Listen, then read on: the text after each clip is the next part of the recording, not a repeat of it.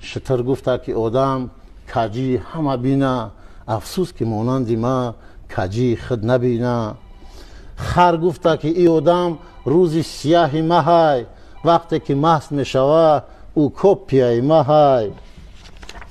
بز گفت که دیگه نگین که ذات بزو پسته، در مبین آدمو ای ذات ما هم هسته.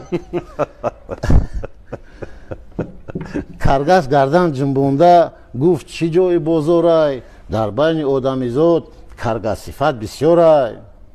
عقاب گفته که آدم هرچنده که بیبالای او مثل ما ای پای یک لقمه حلالای.